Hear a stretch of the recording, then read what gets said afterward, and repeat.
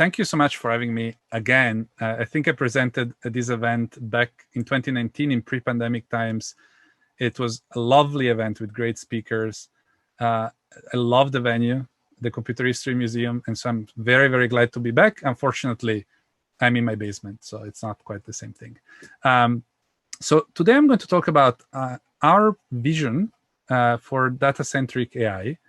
And in particular, I'm going to talk about data set optimization and manipulation with optimal transport.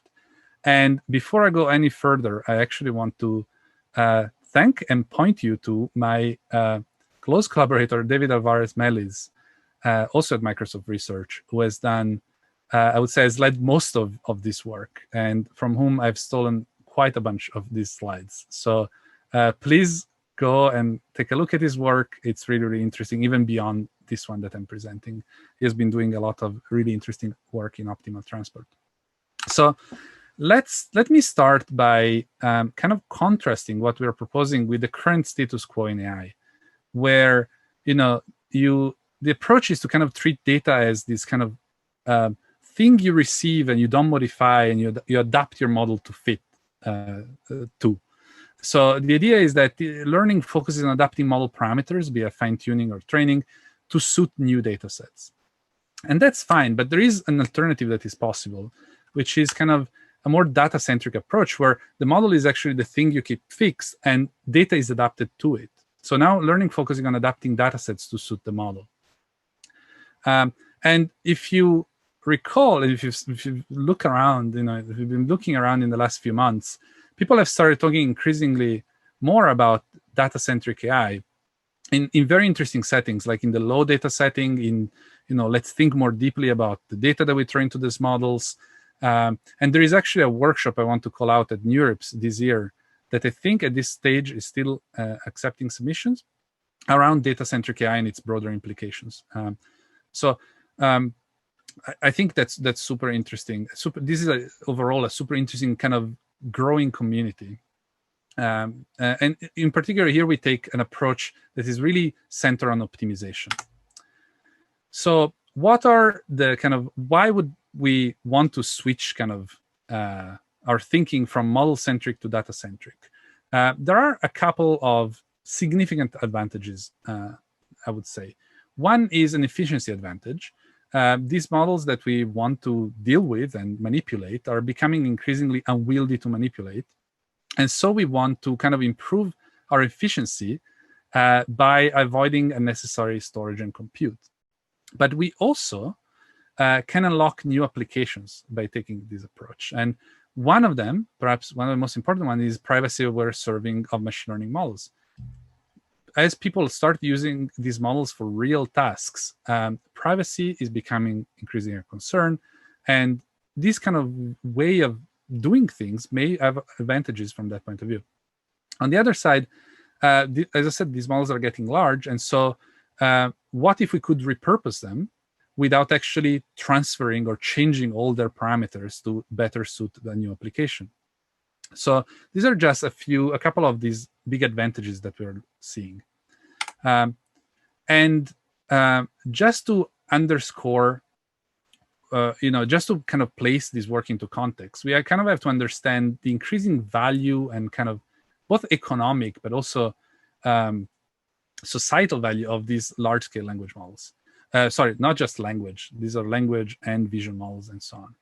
So first of all, sometimes the architectures they use are proprietary, and people have optimized them for inference on certain hardware, for example. In other cases, the data may be proprietary. So there is a lot of available data that you can get to train, for instance, your language model, like the pile is a common data set. But if you want high quality, very carefully curated data, that typically is proprietary and it's not easily available. And in general, as the models become larger and larger, the cost in terms of compute to train them is increasing, and the environmental impact of this training is increasing. So now these models contain a lot of value and risk and environmental impact. And so you want to be very, very careful with what to do with them and how to actually use them in the best possible way.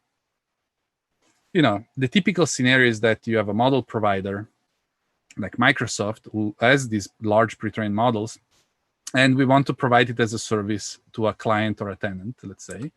And in the current approach, you adapt the model to the data.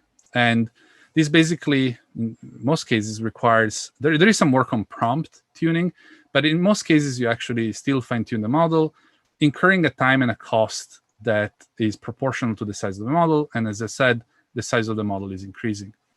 So in this scenario, you can do two things. You can either ship the model to the client, and in this case, you actually lose some proprietary information, so that the model itself becomes available to somebody else.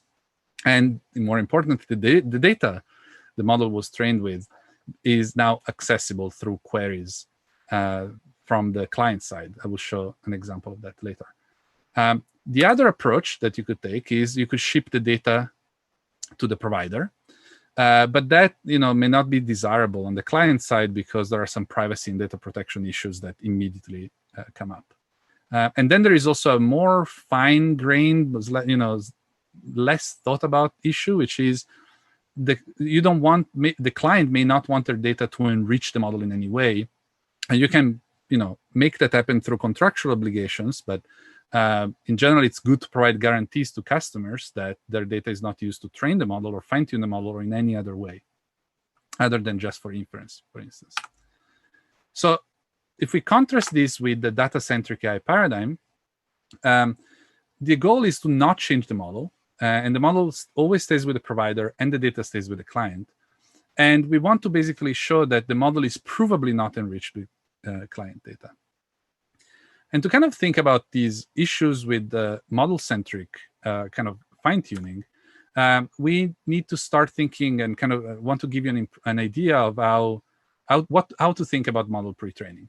So let's say that we have a large-scale pre-training data set, and we want to adapt it to a smaller customer data set.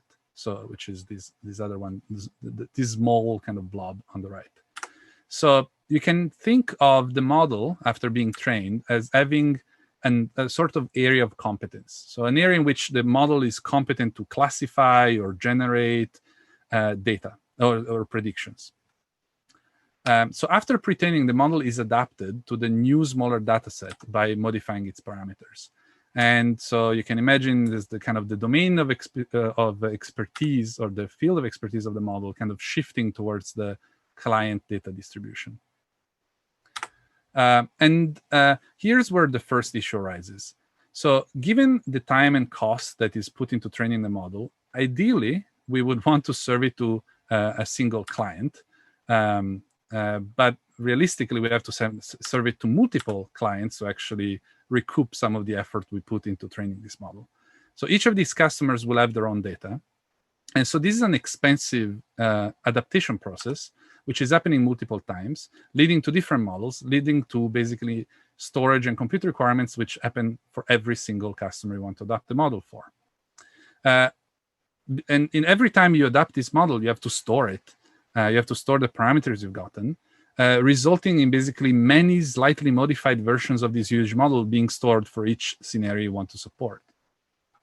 The second issue is one of IP and privacy.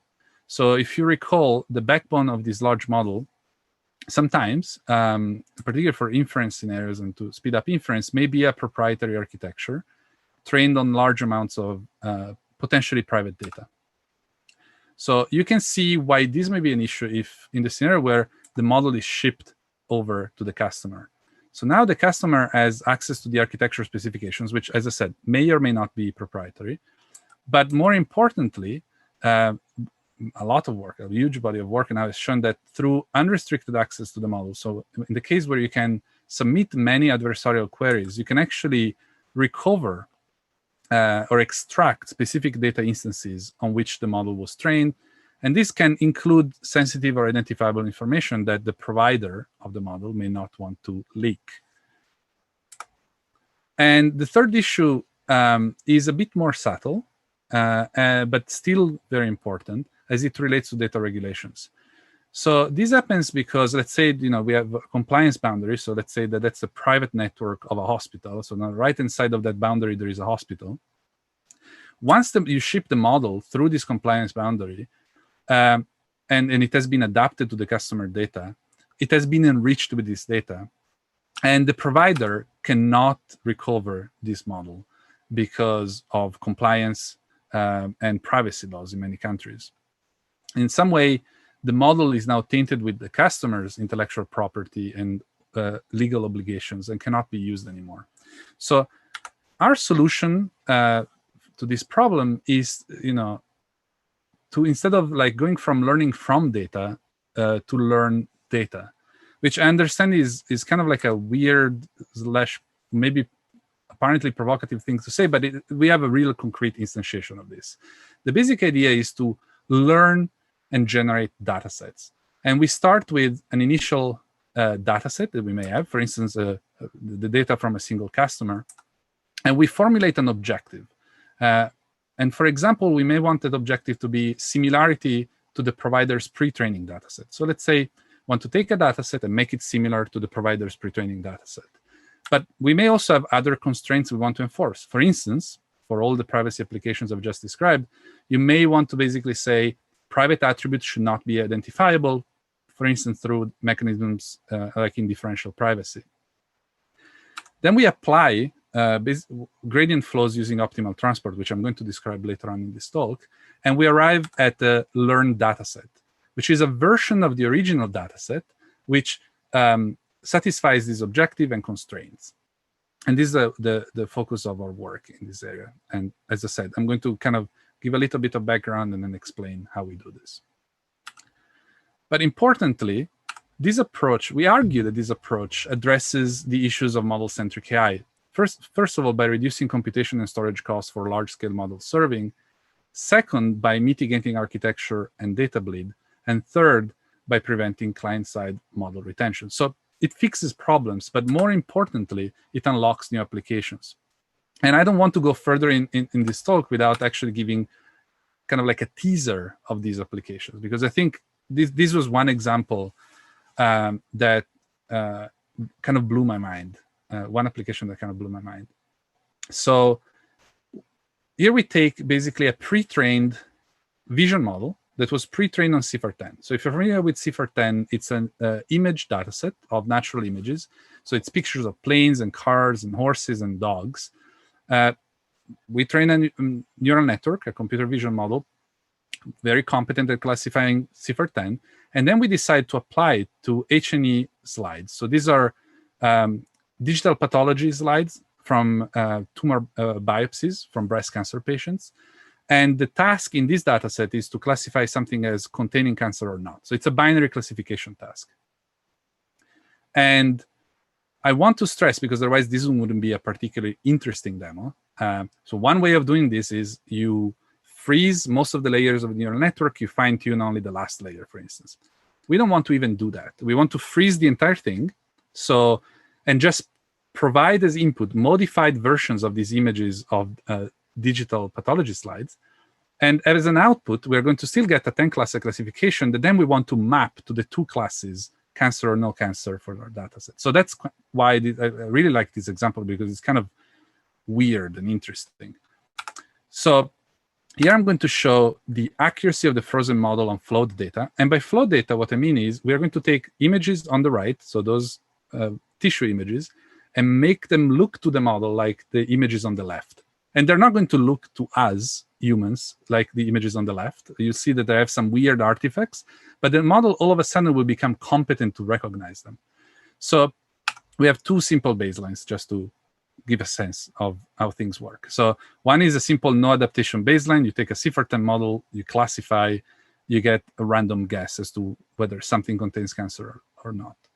And the other one is a model trained only on target data. So that's a model that completely ignores CIFAR-10, the dataset on the left, and is just trained with the dataset on the right, which is limited in size because you only have so many biopsies and pathology slides. So if we start the flow, so if we start kind of our optimization procedure, you see that the dataset becomes weirder and weirder. So there are more and more of these artifacts, but the performance and the competence of the CIFAR-10 model becomes better and better. And eventually you reach this point where on the right, you have these images that are modified in very subtle ways, but the model is really, really good at classifying cancer versus non-cancer from those slides. So this is just an example of the model being completely frozen and the data adapting to the domain of expertise of the model. Okay, so now that probably feels a bit like magic, but there is, I'm going to explain how that worked. And I'm going to look back at the end to kind of connect it to the actual mechanisms. So I'm going to start by giving a little bit of a background in optimal transport, which is kind of the framework we build on for everything else. And then I'm going to talk about how to compute distances between datasets using optimal transport. And then finally, I'm going to talk about gradient flows between datasets. Gradient flows are really what lets us perform this optimization. So by means of a very quick introduction to optimal transport, and these are slides that I shamelessly stole from David, who was probably given this talk many, many times before me. Perhaps the best way to frame the problem is by talking about 18th century France, where some of these ideas around optimal transport originated. And in particular, given the time, people were thinking about coal mines and factories. And the problem was, how do we, given that, the two are geographically separate, so there is some amount of distance to be traveled to bring the coal from a mine to a factory.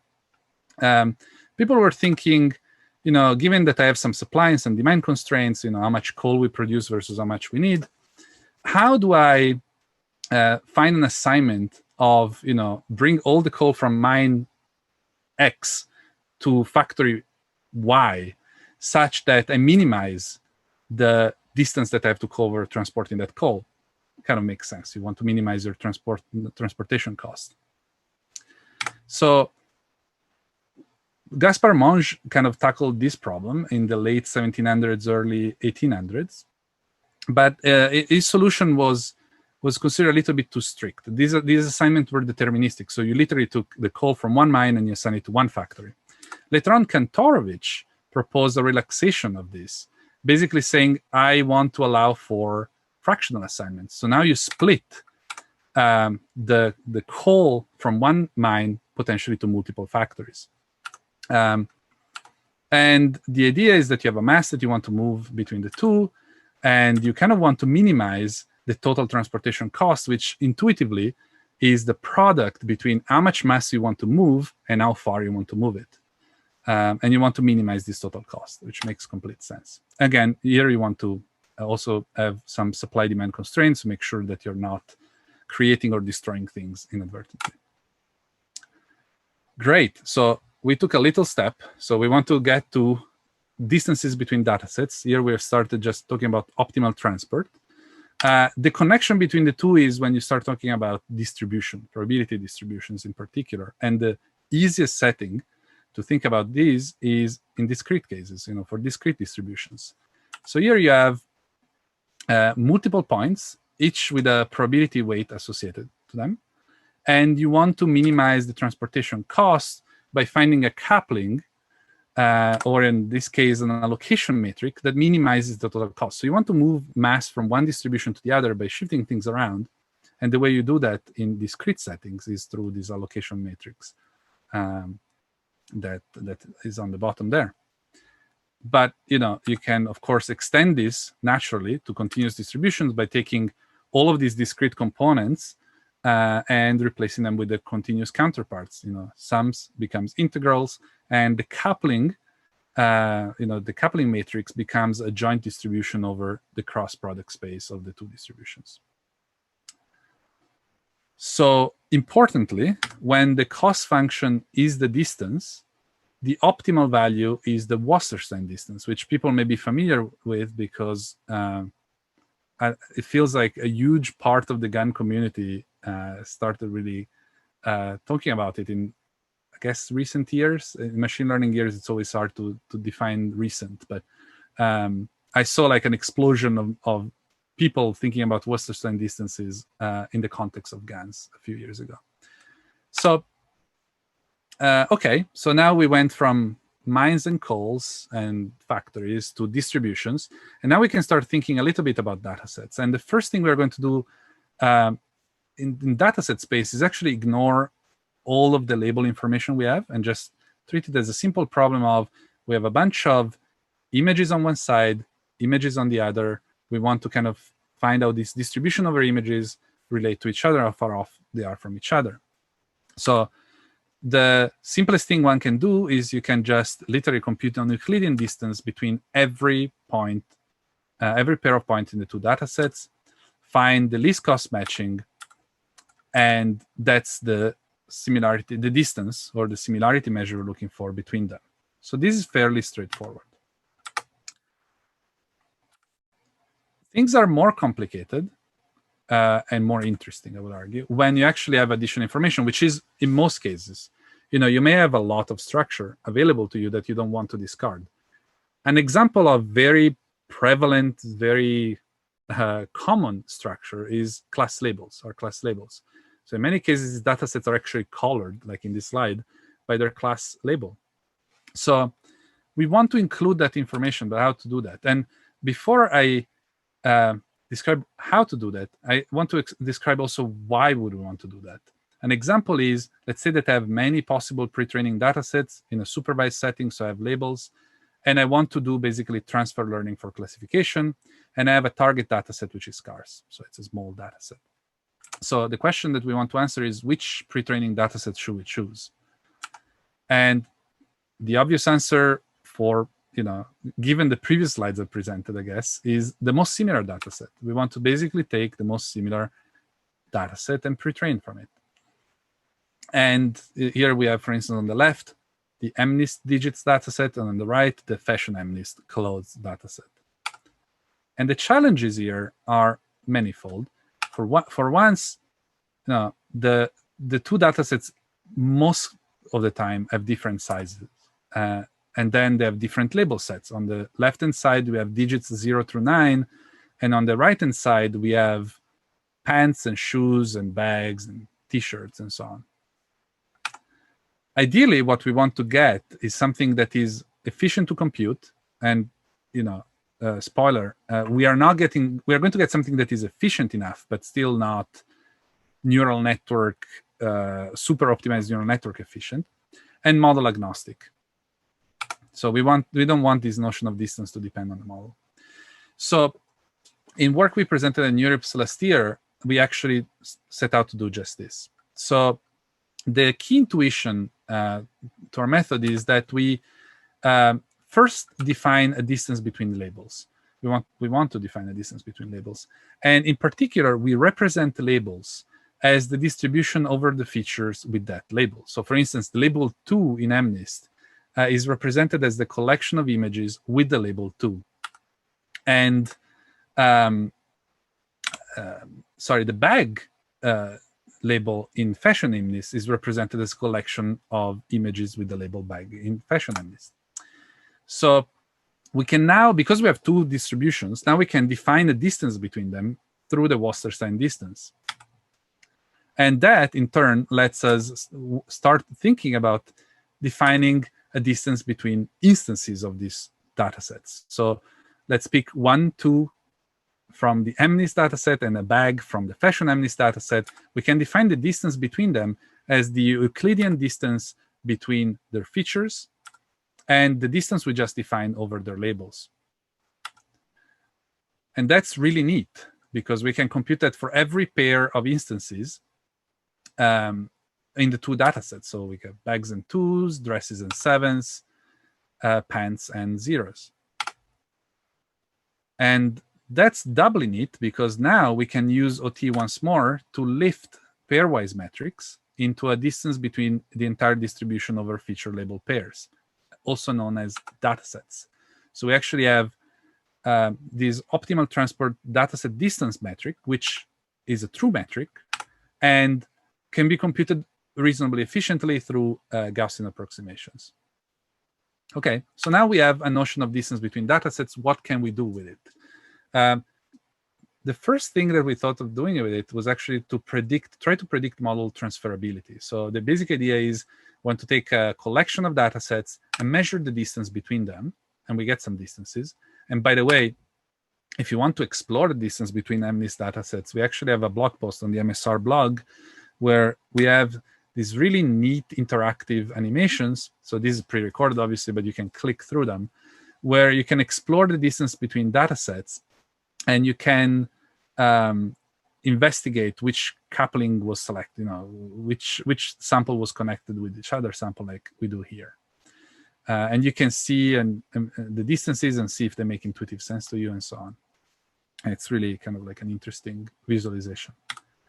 Okay, but beyond the visualization of these distances, the real cool thing that we did was we actually computed we actually plotted the distance between pairs of data sets and the relative drop in test error when you train on the first data set before the arrow there, and transfer or fine-tune towards the second data set. And the basic idea is that the more similar two pairs of data sets become to each other, so moving from right to left on the x-axis, hopefully the better training on one and fine-tuning on the other works. And indeed, that's what you see if, for instance, for MNIST to EMNIST, or EMNIST to MNIST, which is the closest pair, and it's in the upper left corner over here. So they are the closest pair, and they're also the highest performing pair. Conversely, if you look at the darkest square on this plot, you see that fashion MNIST to MNIST is quite distant. Fashion MNIST is quite distant from MNIST, and indeed, you see that when you pre-train on fashion MNIST and fine-tune on MNIST, performance suffers quite a bit. So that's interesting, but these data sets are kind of small. We like them because we can make nice animations and visualize things that are happening. But for a more concrete application, we actually looked at transfer learning in NLP. We looked at Agent News, DBpedia, Yelp reviews, Amazon reviews, and Yahoo Answers. And we trained a BERT plus MLP classifier, and then also computed OTDD between BERT embedded representations. And again, we find that the distance is predictive of the transfer learning performance. So that's cool. The other thing we did was we asked the question, can we compare different versions of the same data set, pre-training data set specifically? So an example of why this would be interesting is because we can actually try and predict the success of data augmentation strategies. So for example, we can take MNIST, and let's say that's our pre-training data set, and we want to fine-tune to USPS, but we don't want to use MNIST as is, because as you can see, they're the same digits, but USPS actually looks kind of zoomed in compared to the vanilla MNIST. So what we can try, let's say we don't know how they look like, and we don't know that actually cropping is probably the best thing to do, but let's say we want to try a few transformations. So we could be taking rotations or cropping or some affine transformations, and we want to see how well they work. And again, our results show that cropping is indeed the most similar. So cropped MNIST is the most similar to USPS, and indeed it performs the best in transfer learning. And rotations really ruin the information you get from MNIST, and almost, in some cases, even damage you when applied to MNIST before transferring to USPS. And again, we have a nice interactive animation on the blog post. Basically, if the animation starts, showing how we can augment the data set and where that lands in distance space versus accuracy improvement space, and show this kind of somewhat strong linear relationship between the two. And just to reassure, again, folks who may think that these are small data sets, we've also tried this in ImageNet, going from ImageNet to CIFAR10. So this is different augmentations of ImageNet. And again, we see that the smaller the distance, the better the validation accuracy in a pre-training fine-tuning task. Great. So the thing is that so far we've basically been, still in the model-centric paradigms to some extent, because datasets are fixed, and we use optimal transport dataset distance to guide model adaptation. So what if the model was fixed instead, and we could modify datasets to minimize the distance? So now the distance becomes our objective function in some sense. And again, some motivation. Why would we want to shape datasets? So let's say we have an initial dataset. For privacy sensitive applications, we may want to protect sensitive attributes. Or perhaps we want to increase class separation. Or perhaps we want to make a dataset, and this initial dataset, similar to the pre-training dataset used for a large-scale model, to repurpose it. So these are all reasonable applications. And all kind of can be formalized as going from a joint distribution to another distribution through an optimization, solving an optimization problem with some objective function that I'm going to describe in a second. And this shows in submission, but actually this work appeared at ICML this year, 2021. So, okay, so this is not an easy optimization problem, because the problem we need to solve is infinite dimensional and non-Euclidean, is in an infinite dimensional non-Euclidean probability space. And one way to visualize that in your mind is, imagine going from a dataset row 0 to a dataset row star, which is your target, and you're kind of traversing this manifold of datasets where every point along your path is a valid, so to say, dataset. So it's an instantiation of a dataset that could exist. And you want to kind of go from one point to the other of this manifold. So this is a gradient flow in probability space. And we take this problem in 2 steps. We break this problem in 2 steps. First, we apply a finite particle approximation. So we represent a continuous distribution as a collection of finite samples. And second, we perform a time discretization step, bringing us to something that looks like gradient descent over particles, over multiple data points, where every particle is like an image, let's say, in a data set. And we optimize this collection of images together during this optimization. Okay, so just to visualize what's happening, let's start with a toy example. So we have basically our initial dataset row 0 is essentially, I would say, I was going to say like a blob of noise, but it's you know, it's a bit ellipsoid. So let's say it's not quite noise, but it doesn't contain a lot of signal. And our target or reference dataset is this nice Swiss roll with 2 classes, the dark blue and the light blue. And basically we want to, let's say, get row star, but make it linearly separable as an added constraint. So we can start by basically saying, having as our functional objective, just saying, I want the row 0 to look like row star, you know, optimize over it and give me the Swiss roll back. And indeed that works. By minimizing this optimal transport dataset distance, we can actually retrieve the reference dataset just starting from noise. We can make things more interesting and say, well, make it linearly separable, but do not have any notion of distance here. And indeed, you get something that is linearly separable. You can draw an hyperplane between the two, and they're nicely separated. And finally, you can combine the 2 things, and you get something that looks like the Swiss roll, but is actually linearly separable. And that's something that you didn't have to start with. So this is really, really a really interesting example, because it's easy to visualize and understand what's happening here. And indeed, that's what we did for the teaser that I showed earlier. We took these purple H&E images on the right, and we said, make them similar to CIFAR10, and we did this flow. So step by step, they became closer and closer to CIFAR10. And the model became better and better at classifying them. So we did that for one case, you know, for one data set, you know, CIFAR10 and digital pathology.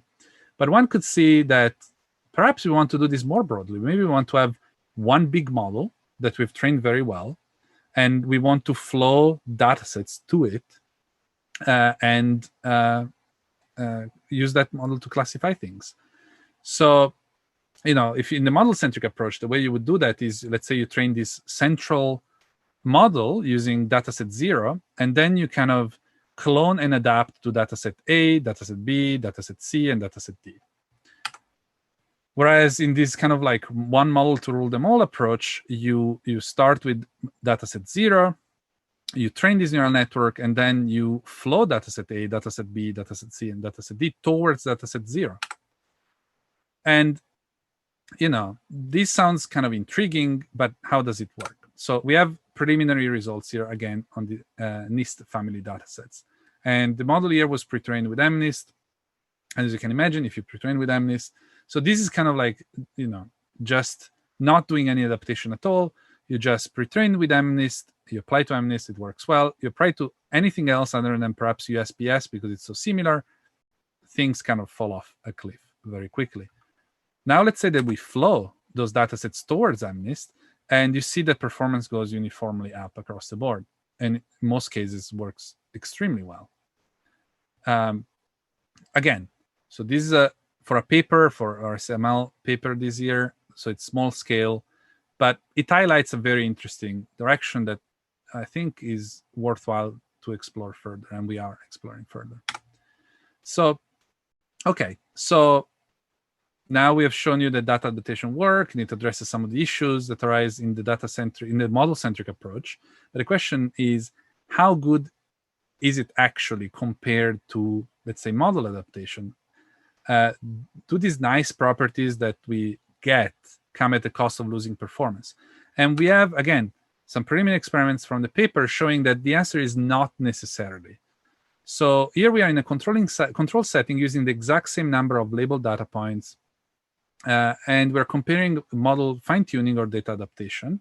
So in these plots, 1 point is one pair of data sets, and we have accuracy gain on the y-axis, so higher is better, and we compare the two approaches. And you see that actually for different number of labeled samples and in each data set, the flowing the data approach works well, I would say. So again, these are small data sets and are preliminary results, but these suggest that this is a promising direction to explore.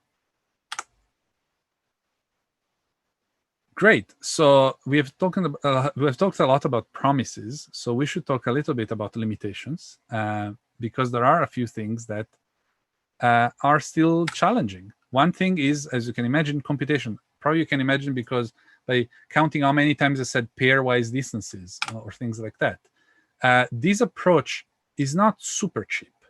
And, keeping things simple, it depends both on the number of samples in each source and target data set, but also more crucially, perhaps, on the dimensionality, classes, and class size.